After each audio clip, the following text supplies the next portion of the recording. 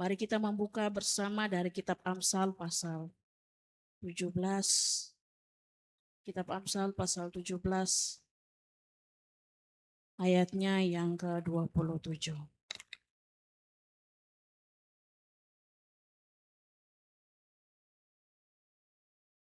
Kitab Amsal pasal 17 ayatnya yang ke-27. Ya Bapak Ibu, kalau sudah dapat bagian kebenaran firman Tuhan, mari kita membacanya secara bersama-sama. Kitab Amsal pasal 17 ayatnya yang ke-27, 3. Orang yang berpengetahuan menahan perkataannya, orang yang berpengertian berkepala dingin. Satu kali kita baca, orang yang berpengetahuan menahan perkataannya, orang yang berpengertian berkepala dingin. Bapak Ibu Saudara dipersilakan duduk kembali.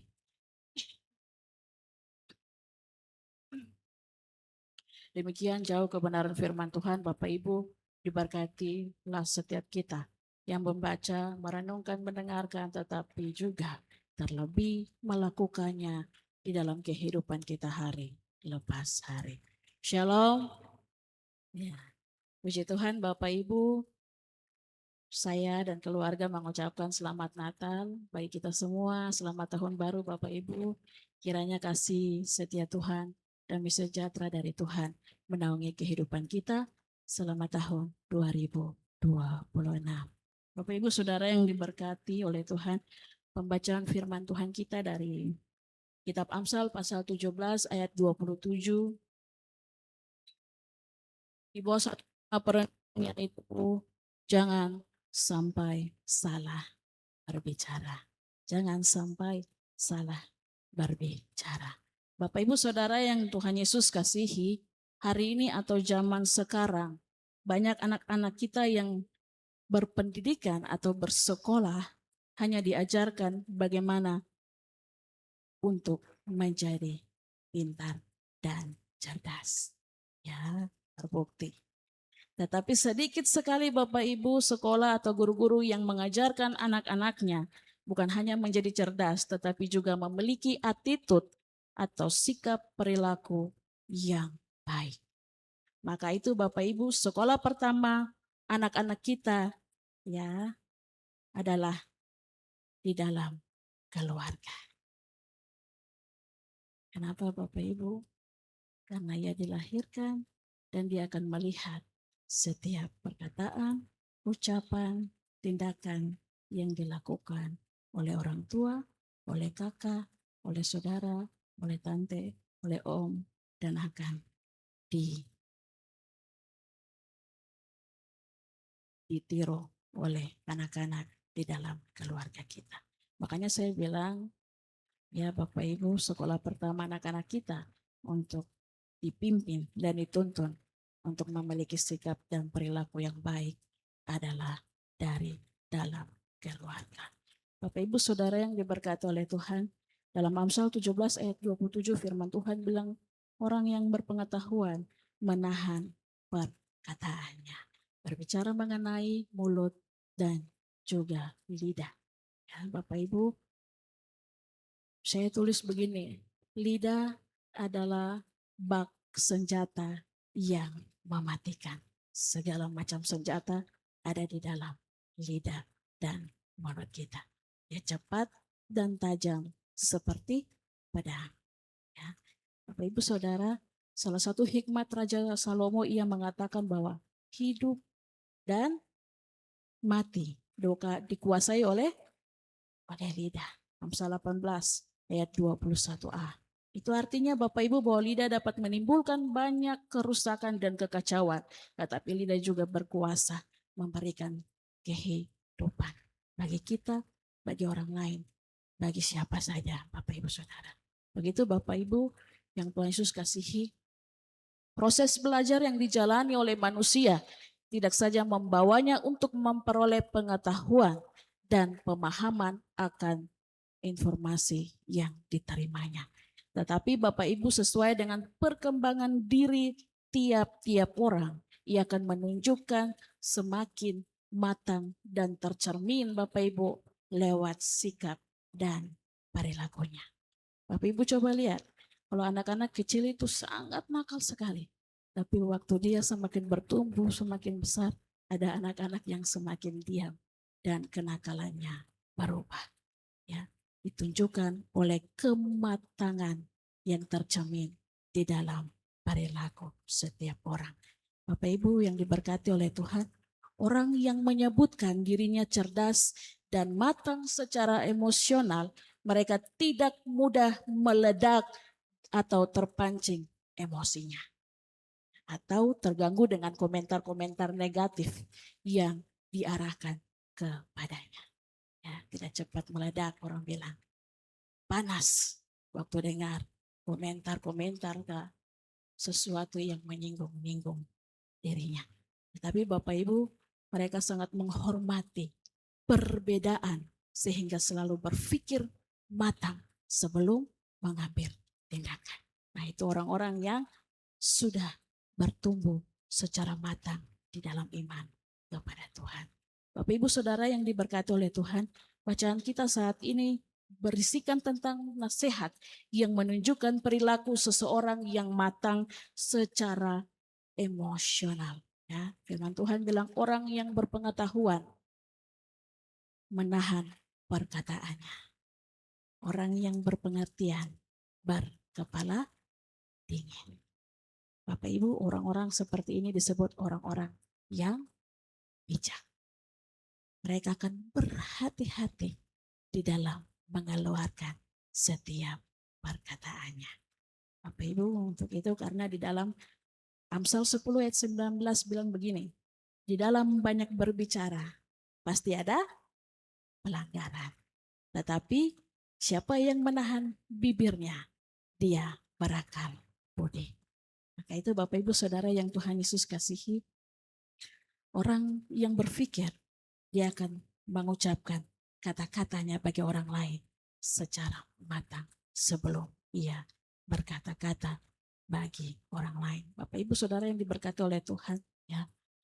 Perkataan yang dikendalikan secara bijaksana. Dalam 1 Korintus 10 ayat 32 firman Tuhan bilang dapat membuat syak dalam hati. Syak itu apa Bapak Ibu? Kurang percaya, ragu-ragu, ya. Waktu perkataan kita keluarkan baik dan buruknya bagi orang lain. Ini menunjukkan apa Bapak Ibu? Bahwa kita salah bicara, ada provokasi di dalamnya, ada konsekuensi yang harus kita bertanggung jawabkan. Bukan hanya bagi kita Bapak Ibu, tetapi bagi apa yang kita lakukan bagi diri kita maupun bagi orang lain. Nah, Bapak Ibu yang diberkati oleh Tuhan, kitab Amsal ini menunjukkan tentang bagaimana nasihat-nasihat ya, yang dituliskan oleh Raja Salomo bagi setiap orang-orang dan saya percaya bagi setiap anak-anak pada zaman itu. Dan bagian firman Tuhan ini Bapak Ibu menjadi nasihat yang sangat penting. Kenapa selalu kita berbicara tentang lidah dan mulut Bapak Ibu? Ya, karena dari lidahnya dapat menimbulkan kebakaran yang sangat besar. Bukan dari tangan Bapak Ibu, bukan dari kaki kita, bukan dari mata kita, tetapi dari lidah kita yang kecil dapat menimbulkan provokasi, dapat menimbulkan fitnah, dapat menimbulkan segala hal yang buruk maupun yang baik. Sekarang Bapak Ibu yang berkati oleh Tuhan, renungannya bagi kita begini, pentingkah bagi kita di tahun 2026 kita mendapat menjaga lidah dan perkataan kita dengan tidak membiarkan provokasi dan fitnah merusak keharmonisan di antara kita. Di antara kita siapa saja Bapak Ibu? Antara suami, ya, antara anak dan orang tua, antara teman-teman sekerja, antara teman-teman sepelayanan. Mari kita renungkan Bapak Ibu, ya. Berusahalah bijak. Bapak Ibu Saudara, apa yang Salomo minta? Waktu ia punya segalanya, ia tidak lagi meminta harta yang banyak, tidak lagi meminta gundik dan istri yang banyak, tapi dia hanya meminta hikmat dari pada Tuhan. Kenapa Bapak Ibu? Karena waktu kita salah melakukan segala sesuatu, hancurlah sudah. Tapi waktu kita meminta hikmat dari Tuhan, Bapak Ibu, saya percaya bahwa Roh Kudus akan menuntun kita untuk memilih mana yang baik dan tidak, untuk mengucapkan mana yang baik dan tidak menyinggung dan menyakiti perasaan orang lain. Bapak Ibu yang Tuhan Yesus kasihi, firman Tuhan menasihati kita agar kita selalu berhati-hati dalam berkata-kata. Dan setidaknya Bapak Ibu, kata-kata yang kita ucapkan di tempat yang tepat dan di waktu yang tepat. Saya ulangi Bapak Ibu, kata-kata kita ucapkan di tempat yang tepat pada waktu yang tepat. Bapak Ibu Saudara yang diberkati oleh Tuhan, Amsal 25 ayat 11 berkata, perkataan yang diucapkan tepat pada waktunya adalah seperti buah apel emas di pinggiran perak. Ini apa Bapak Ibu? Ya, dari lidah lah, dari mulut kita lah dapat mengeluarkan mana yang baik dan mana yang tidak, mana yang buruk dan mana yang baik, mana yang buat orang sakit hati dan mana yang dapat menjadi berkat bagi orang lain. Bapak Ibu Saudara yang diberkati oleh Tuhan, yang menjadi persoalan dan permasalahan kita hari ini ya dalam menjalani tahun 2026, kita kadang-kadang atau kita sering kali tidak bisa menahan diri dalam berkata-kata atau dalam berbicara tanpa berpikir terlebih dahulu. Padahal Bapak Ibu, kata-kata yang sudah terlanjur diucapkan tidak dapat mungkin ditarik kembali. Pada saatnya Bapak Ibu, perkataan kita akan kita pertanggungjawabkan di hadapan Tuhan. Yaitu Bapak Ibu Saudara yang diberkati oleh Tuhan. Ya. Kalau sudah terlalu emosi, saya bilang begini, alangkah baiknya diam. Kenapa Bapak Ibu, waktu kita mengeluarkan kata-kata yang buruk dalam emosi kita bagi anak-anak kita tidak tahu apa yang ada di dalam hatinya. Dia akan menyimpan semuanya di dalam hatinya. Begitu pula bagi anak-anak, waktu kita berbicara yang tidak baik, waktu kita berkata kasar bagi orang tua, engkau tidak tahu apa yang ada di dalam hati setiap orang tua. Waktu engkau berbicara bagi teman sekerjamu, teman sepelayanan Bapak Ibu, engkau tidak tahu apa yang tersimpan di dalam hatinya. Karena Bapak Ibu saya catat begini, dua hal yang tidak bisa kembali di dalam hidup, yaitu waktu dan perkataan. Maaf belum tentu menyembuhkan luka yang ada di dalamnya. Asik. Kalau anak-anak muda tuh kalau sudah putus cinta Bapak Ibu minta maaf kembali itu setelah bisa, ya sudah luka sekali hati saya, tidak bisa. Bapak Ibu Saudara yang diberkati oleh Tuhan, maaf belum tentu menyembuhkan luka yang ada di hati anak-anak kita, yang ada di hati teman sepelayanan kita, yang ada luka di hati teman sekerja kita. Siapa saja Bapak Ibu, maaf belum tentu bisa melukai, mengobati setiap luka yang ada di dalam hati. Tetapi Bapak Ibu saya percaya bahwa setiap anak-anak Tuhan yang hidup di dalam Tuhan, dia akan mengalami pemulihan. Ya, memang susah Bapak Ibu, tapi seiring berjalannya waktu, saya percaya Tuhanlah yang menjadi penyambung bagi setiap anak-anaknya. Bapak Ibu Saudara yang diberkati oleh Tuhan, saya catat dari Matius pasal 12 ayat 36 firman Tuhan bilang, setiap kata sia-sia yang diucapkan orang harus dipertanggungjawabkan pada hari penghakiman. Maka itu Bapak Ibu, mata air tidak dapat mengeluarkan dua mata air yang berbeda. Sekarang dari lidah kita Bapak Ibu, engkau mau mengeluarkan yang baik atau engkau mau mengeluarkan yang buruk bagi orang lain. Bapak Ibu Saudara yang diberkati oleh Tuhan, bagian lidah ini sangat banyak sekali dicatat di dalam Alkitab. Untuk apa Bapak Ibu? Untuk hidup kita selalu berhati-hati dan berwas-was dengan lidah yang tidak kelihatan dan kecil, tetapi dapat merusak keharmonisan, dapat merusak hubungan kita satu dengan yang lainnya. Maka itu Bapak Ibu saya mau bilang, jangan sampai salah berbicara. Alangkah baiknya ketika engkau marah atau engkau emosi, saya bilang cukup, diam. Dan ketika engkau diam Bapak Ibu, Roh Kudus akan bekerja dan memberitahukan mana yang harus engkau lakukan. Bapak Ibu Saudara yang diberkati oleh Tuhan, firman Tuhan sangat jelas bagi kita. Untuk orang yang berpengetahuan dapat menahan perkataannya. Saya mau bilang orang yang berhikmat dapat menahan perkataannya. Orang yang berpengertian berkepala dingin. Bapak Ibu Saudara yang diberkati oleh Tuhan, ya, satu kisah saya mau menceritakan untuk bagian firman Tuhan menutup.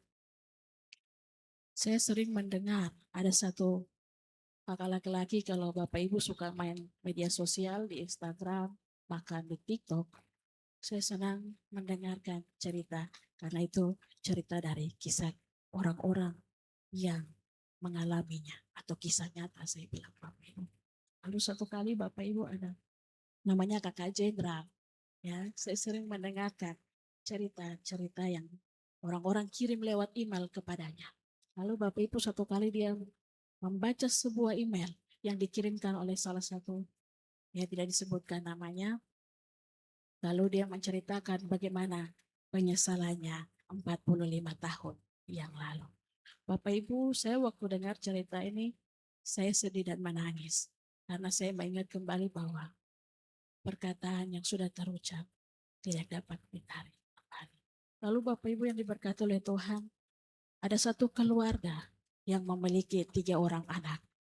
Satu orang anak perempuan yang tua, lalu kemudian anak kedua laki-laki, dan anak terakhir perempuan. Namun Bapak Ibu, di dalam satu keluarga itu pasti adalah yang berbeda. Entah rambutnya lurus, entah matanya bagus, entah kulitnya bagus, pasti ada satu anak yang berbeda. Lalu Bapak Ibu, dari ketiga anak ini, anak bungsu yang perempuanlah yang berbeda dari kedua saudaranya. Lalu waktu ia lahir sampai ia bertumbuh, Bapak Ibu, ia dibully. Kalau sekarang bilang dibully, tapi kalau kita bilang itu sebenarnya hanya sebuah candaan. Ya, waktu kakaknya bilang begini, engkau hanyalah anak pungut. Ah, itu biasalah kita bercandaan dengan saudara. Ih, kita dapat kau di depan rumah, kita dapat kau di tong sampah. Itu biasa Bapak Ibu. Kita rasa itu sebuah candaan.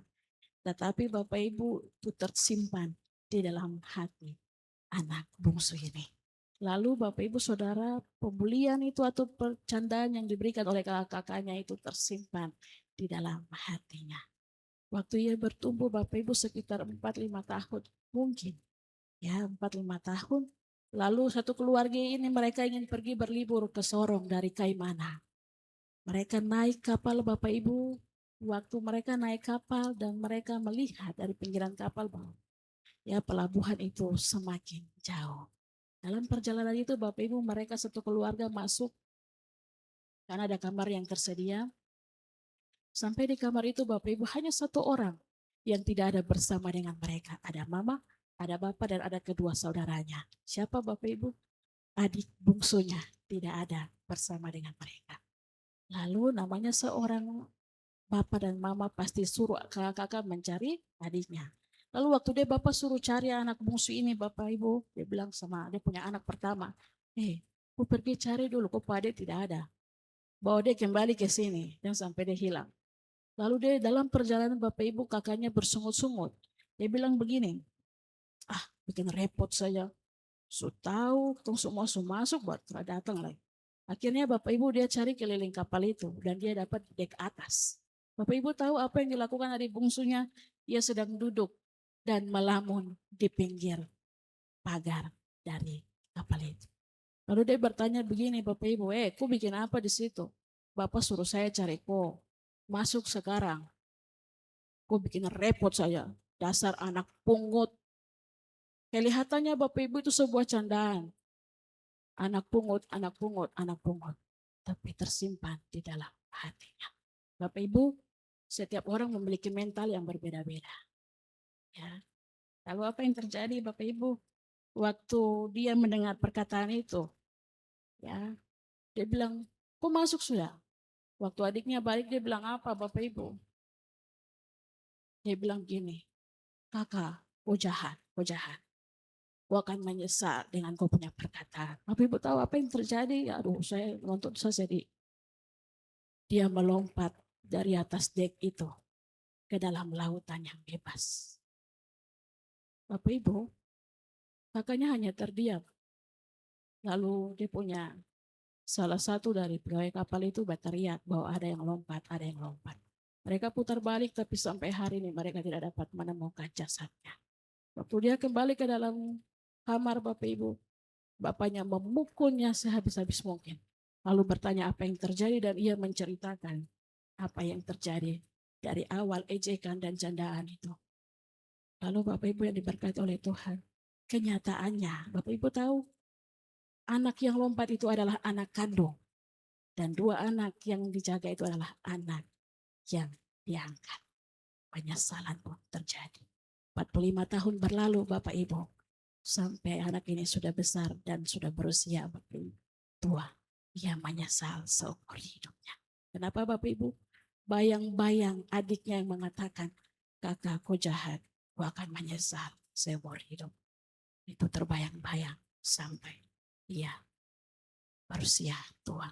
Bapak Ibu yang diberkati oleh Tuhan, penyesalan itu selalu datang dari belakang.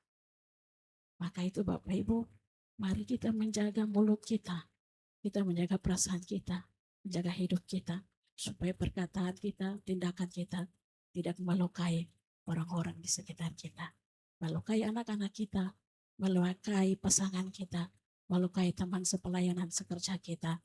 Agar apa Bapak Ibu, semua yang keluar dari lidah kita tidak ada penyesalan di akhir nanti. Bapak Ibu, firman Tuhan bilang, engkau akan mempertanggungjawabkan apa yang kau katakan ketika engkau ada di dalam dunia.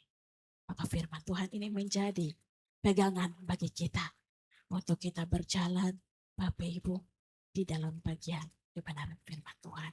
Mulai hari ini Bapak Ibu, jika engkau merasa ya masih ada kata-kata yang kurang baik di dalam mulut dan bibir saya mau bilang Bapak Ibu, Tuhan akan menolong engkau. Tuhan akan menguatkan engkau menjadi seorang pribadi yang lebih baik ke depannya. Itu Bapak Ibu Saudara yang diberkati oleh Tuhan. Ingatlah bahwa ada dua hal yang tidak bisa kembali di dalam kehidupan kita. Waktu bersama dengan keluarga, anak-anak, suami, istri, orang tua kita. Dan yang kedua adalah Bapak Ibu, perkataan yang keluar dari setiap mulut kita. Biarlah firman Tuhan ini menjadi kekuatan untuk kita menjalani kehidupan kita semakin lebih baik di dalam hidup takut akan Tuhan. Tuhan memberkati kita dengan firman-Nya. Mari kita berdoa.